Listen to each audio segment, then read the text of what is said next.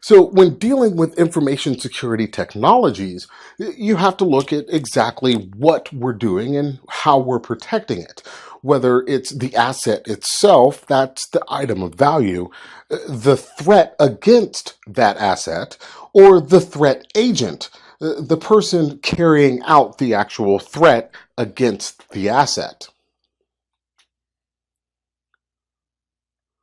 We can do these in a multitude of ways, whether it be via policy, some sort of software system, a physical set of means like door locks and cable locks, or services, outsourcing, for instance, services to another organization to handle what you can't within your own organization natively.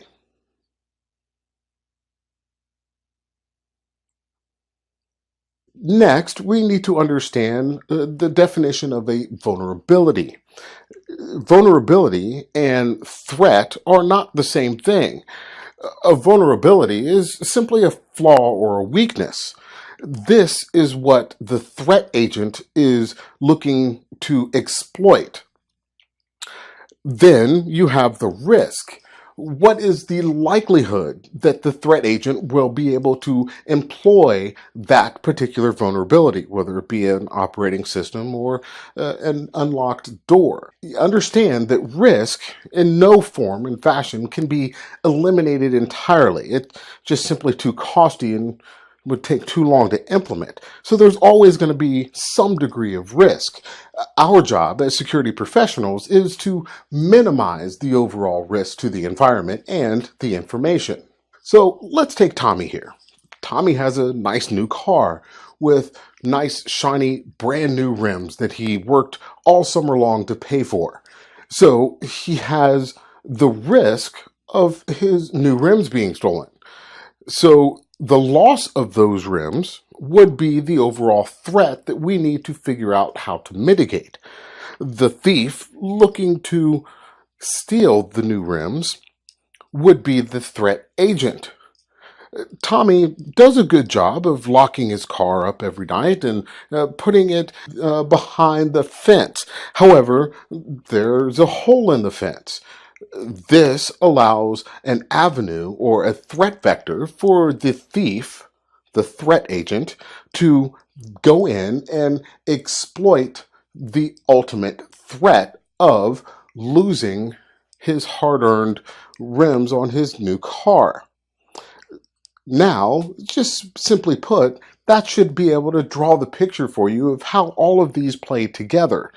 Knowing that we cannot eliminate the risk altogether, can't drive without the rims, we need to find a way to mitigate the threat from being exploited. When looking at different avenues to mitigate our risk, we have several different options. We can just accept the risk, realize that there is a chance of loss. We can try to diminish the risk, take some simple precautions and sometimes not so simple precautions to protect the asset, transfer the risk to someone else. For instance, getting insurance, you can call Nationwide or Geico or Allstate, or we can work in prevention. Next, let's talk through understanding the importance of information security. Ultimately, at its heart is to prevent the theft of the data that we are trying to protect. Security is often associated with theft prevention. That's usually where we see most money in organizations spent. Business data theft, like proprietary information that gives an organization a competitive edge, or individual data theft, like an individual's identity or credit card numbers. There are several different measures we can take to overcome the threat of identity theft. First, we need to understand what it is.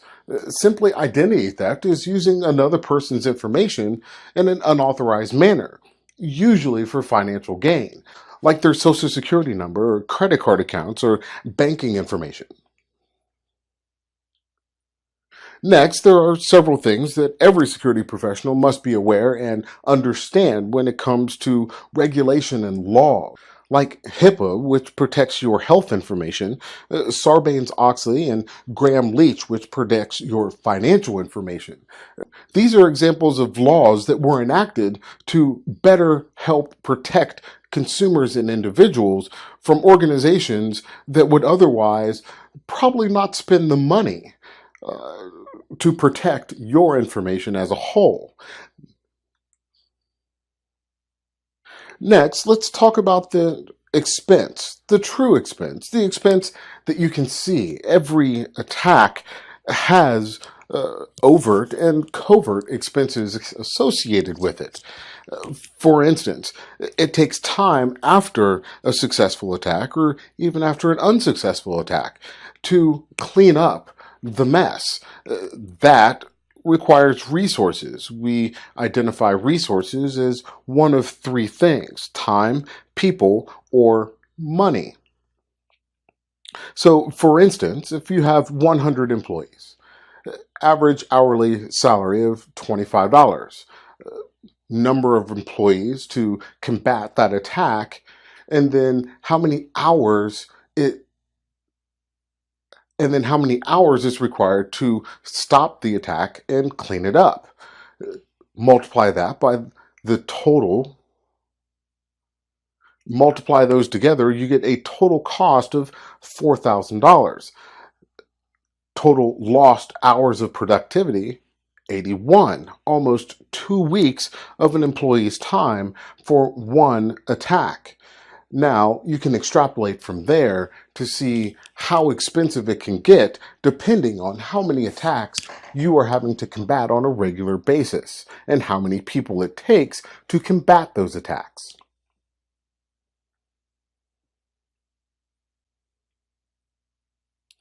Next, we'll talk about counterterrorism. Usually a premeditated, politically motivated attack.